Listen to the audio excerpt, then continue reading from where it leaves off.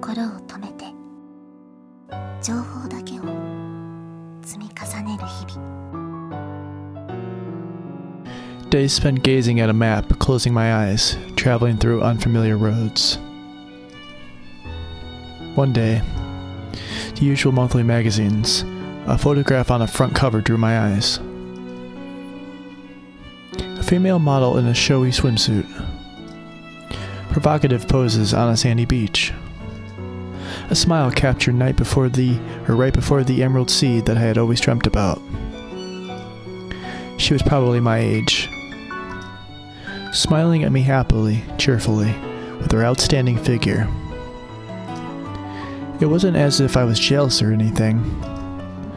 I didn't own any swimsuits to begin with, and I didn't come close to having any need for them. My pajamas were quite enough for me.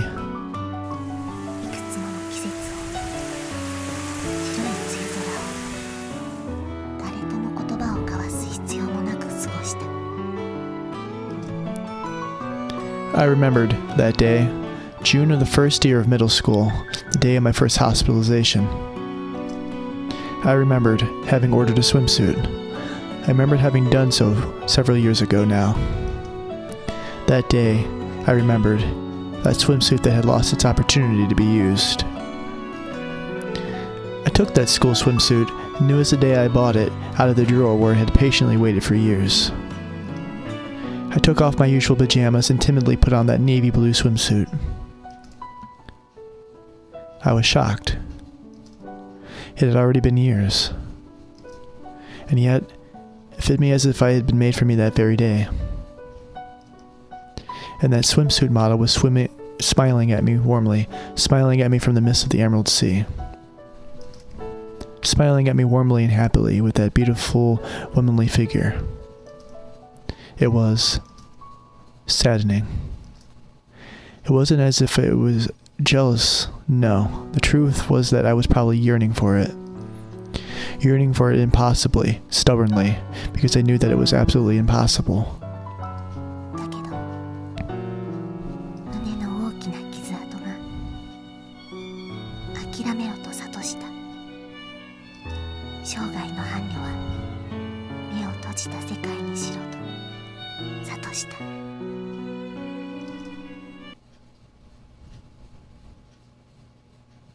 January 22nd, 2005.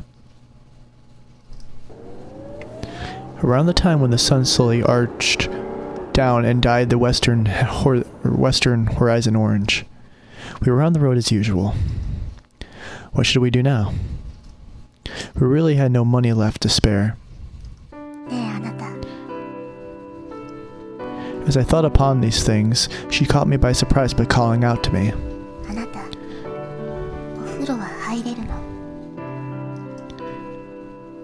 Yeah, they said I could go ahead unless it was a long, protracted bath.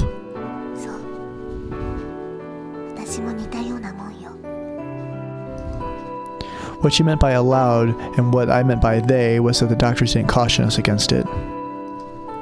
There had been many who had been forbidden to do so due to kidney or digestive tract issues. And now that I thought about it, her problem was probably in her circulatory system, just like me. Well, do you want to take a bath?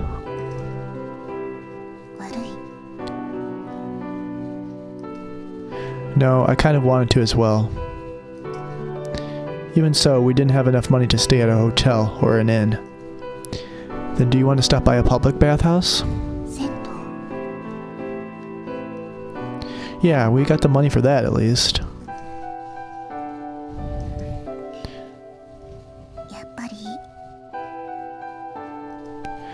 What do you mean, fine? It had already been 3 days since we escaped from the 7th floor. We were allowed to bathe twice a week there, and had sponge baths twice a day as well. Then again, we weren't getting very sweaty given the season, and since we were in a car, we weren't getting dirty. Could it be that it's embarrassing for you to be in a public bathhouse?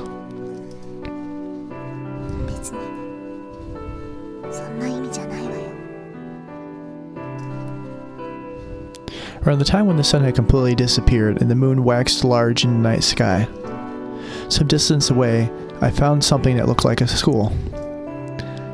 this would have to do. I stopped the car before the gates. And then I rummaged in the back seat through the clump of clothing there. If I remembered correctly, there were 2 to 3 towels in this heap. And then, after sifting through a bunch of clothes, I found a hand towel after all. It had the legend Shirishi Construction written on it. Probably one of those appreciation gifts they give out like candy. Alright, then wait a bit. Taking 2 towels with me, I headed toward the school. I climbed over the closed gates and looked around anxiously for my target. Ah, there it is. I found a water faucet station, probably for gardening use. I turned the knob and cold water poured out of the faucet, water cold enough to freeze me stiff. I wet the 2 towels and squeezed them out. Sorry for the wait. Here. I handed over one of the 2 towels to her. And then I took off my sweater and started washing myself. The cold, wet towel felt pretty good against the warm heating of the car. Hey, you go ahead and clean yourself too. Feels nice and cold too. She was a little reluctant at first, but then she slowly started undoing her buttons. The shirt and jeans were all too big on her.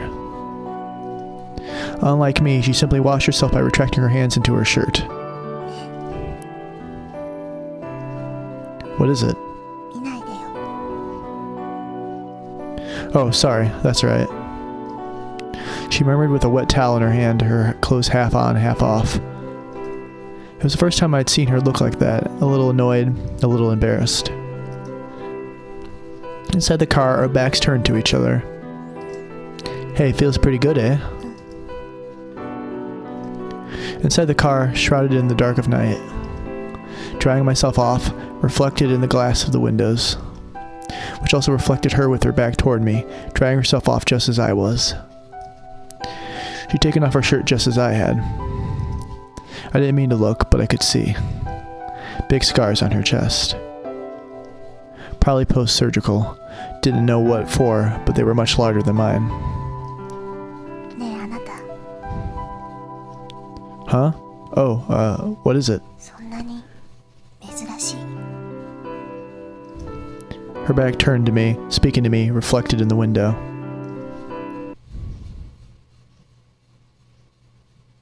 January 25th, 2005. The silver coupe in motion underneath cloudy skies. Driving around without a destination as per usual, it was already 3 days later. And nothing had really changed in that time. Along the way, we found a free public open air bath. And since it seemed devoid of people, we were able to take a bath after all. Other than that, we were out of money and we were running out of gas again. Are you getting tired? We exchanged these words while eating convenience store-bought rice balls. They might have been tastier than anything up on the 7th floor, but they were becoming pretty boring by now. But we didn't have enough money to have anything but this kind of meal. Huh? What is it all of a sudden? Oh yeah, fair enough. It was probably because I cracked the muffler when I was escaping from the pachinko parlor. Hadn't really noticed it, but sure enough the car was sounding louder. Not a real impediment to driving. But the bigger problem was the gas. I'd already been driving for 5 minutes since the meter had bottomed out on empty. And I only had 900 yen left. Unlike last time, this was obviously not enough. And if the car stopped due to lack of gas, we'd be able to do nothing anymore. Having decided, I looked for a gas station, and one that was self-service. Having found one, I stopped the car next to the nearest pump. I'm going to get some gas. But don't get out of the car. No answer, but she probably knew what I meant by that. I opened the cap to the gas tank and snaked in a gas hose. Only one other car in the station and the little building with an attendant within. Probably there to get payment and give back change. According to the notice on the wall, you were supposed to take the receipt to him when you were done. We could probably make our getaway right now if we wanted. Is what I felt as I looked around the quiet gas station. 23, 24, 25, 26. The numbers went by on the meter, too slowly it seemed, unlike last time. I kept wondering uneasily if I wouldn't fill up a little bit faster. And then after the meter hit 40, right before the tank was full... Welcome! For some reason the attendant who had been in the building up until now came rushing toward us. Sir, are your tire pressure and ashtrays okay? Huh? Oh, yes they are. I see. Well, it's cold out, so please be careful. He even started cleaning the windows as he was trying to take good care of us.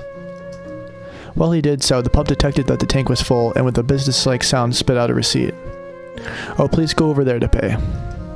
He stopped wiping the windows for a second and pointed at the building. I held the receipt in my hand in silence and stood completely still, wondering what I should do. Is something the matter, sir? Oh no, it's nothing. For now, I got back into the car. And then I just turned the engine into the ignition. What should I do now? The attendant was watching the rear window by now. So if I floored the accelerator now, then he'd be able to read the license plate number right away. And we'd get arrested just like that. But we had to escape now. Having decided, I floored the clutch. And then, just as I was about to shift from neutral into first gear... Here you go. Huh? Go ahead and use it. She abruptly produced an envelope, and then took out a 10,000 yen note out and gave it to me. You have money on you? I never have thought that she had any. And because of that, we'd had so many hardships until now. Why didn't you tell me?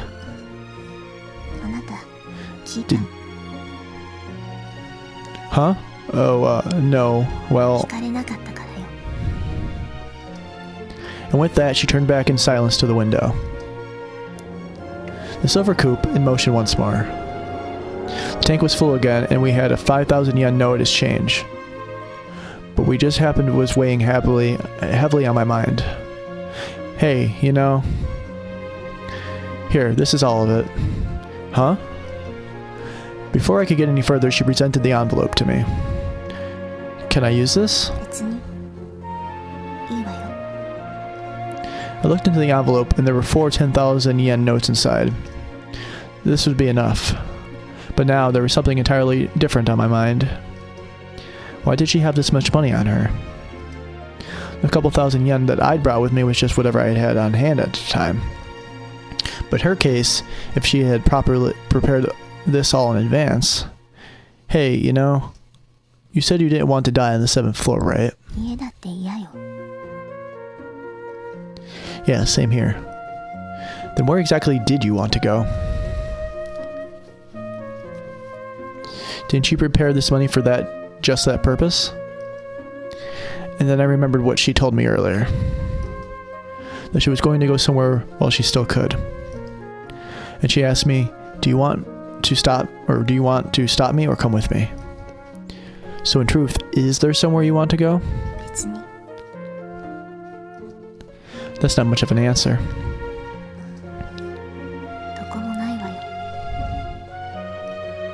That was all she murmured, desolately, sadly.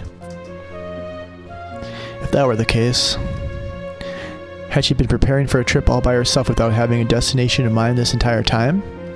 It did make me wonder who would do such a lonely thing. But as I gazed at her lonely-looking profile, I found my answer. She would. Me? Not really, I'm not imitating you. We kept driving along without a destination. One had escaped from 7th floor without a second thought. The other had made futile preparations without a destination. But right now, anywhere is fine with me, but I want to go somewhere. At least for me, I wanted a path to follow. I was fine with anything, as long as it was a path. Hey, how about that Awaji Island you were talking about? We can get there with the money we have. Really, anywhere would have been fine, as long as it wasn't the 7th floor or at home. as long as we could get there. But we couldn't just wander around aimlessly. I wanted to head toward a destination, no matter what that destination was. What about you? Want to try going there? 別に。 With that, she turned back to the window in her usual silent fashion. Those same eyes, the same as ever, looking somewhere into the distance. Just what could she be looking at? Just what was she hoping for when she came with me?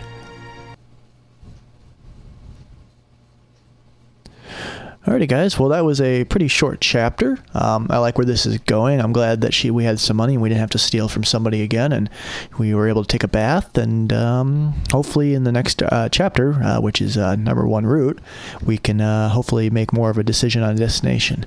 But until then guys, thanks for watching.